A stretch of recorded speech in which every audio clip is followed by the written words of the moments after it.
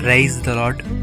ప్రతిరోజు అనుదిన వాక్యం ద్వారా మీరెంతగానో బలపడుతున్నారని నేను ఆశిస్తున్నాను. అలాగే మీరు కనుక మన యూట్యూబ్ ఛానల్ని క్రొత్తగా వీక్షిస్తున్నట్లయితే మన యూట్యూబ్ ఛానల్ని సబ్స్క్రైబ్ చేయండి, ఇతరులకు షేర్ చేయండి.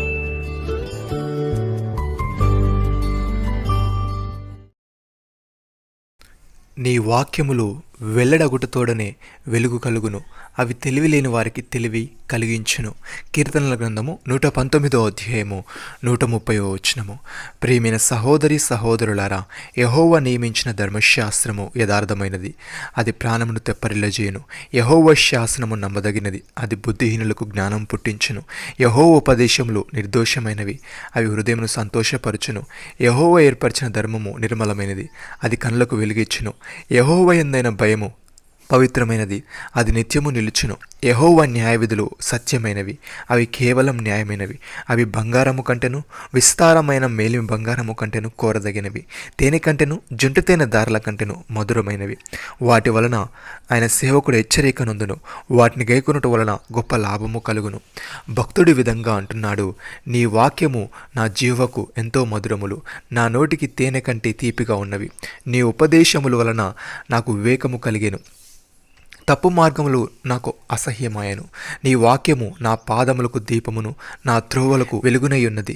నీ న్యాయవిధులు నేను అనుసరించెదను. ప్రియమైన సహోదరి సహోదరులారా, నిష్ఫలమైన అంధకార క్రియలలో పాలివారై ఉండగా వాటిని ఖండించుడి.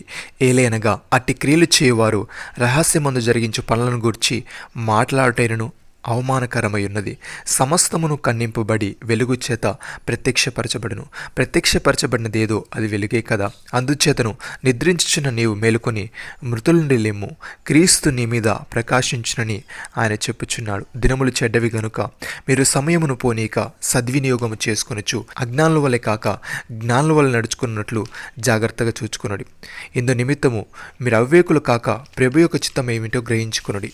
సహోదరి సహోదరులారా, బలవంతులమైన మనల్ని మనమే సంతోషపరచుకొనక బలహీనుల దౌర్బల్యమును భరించుటకు బద్దులమై ఉన్నాము. తన పొరుగు వానికి క్షేమాభివృద్ధి కలుగునట్లు మనలో ప్రతివాడును మేలైన దాని యందు అతన్ని సంతోషపరచవలను. ఏలైనగా ఓర్పు వలన లేఖనముల వలన ఆదరణ వలన మనకు నిరీక్షణ కలుగుటకై పూర్వమందు వ్రాయబడి ఉన్నవని ఎరుగుదుము. నమ్మిన వారు నాతో కలిసి ప్రార్థనలో ఏకీభవించండి. మమ్మల్ని మిక్కిలిగా ఇస్తున్న మా ప్రియా పరలోకపు తండ్రి, నీ వాక్యములు మా పాదములకు దీపమును, మా త్రోవలకు వెలుగై ఉన్నవి. తండ్రి, నీ వాక్యమును బట్టి మా అడుగులు స్థిరపరిచి నీ వాక్యపు వెలుగులో మమ్మల్ని నడిపించమని వేడుకుంటున్నాం. తండ్రి దేవా, మేము సమయమును పోనీక సద్వినియోగం చేసుకొనొచ్చు. అజ్ఞానుల వలె కాక జ్ఞానుల వల్ల నడుచుకున్నట్లు జాగ్రత్తగా ఉండుటకు సహాయము దయచేయమని, నీ చిత్తం ఏమిటో గ్రహించుకునే వారముగా మేము ఉండుటకు సహాయము దయచేయమని, మేము నేర్చుకున్నవి రూఢిగా తెలుసుకుని ఎవరి వల్ల నేర్చుకుంటామో ఆ సంగతి తెలుసుకున్నట్టుకు కృపచూపమని, మా జీవితాలకి మహిమా ఘనత ప్రభావాలు మీరే పొందమని ప్రభువైన యేసుక్రీస్తు నామములో ప్రార్థిస్తున్నాము తండ్రి. ఆమేన్.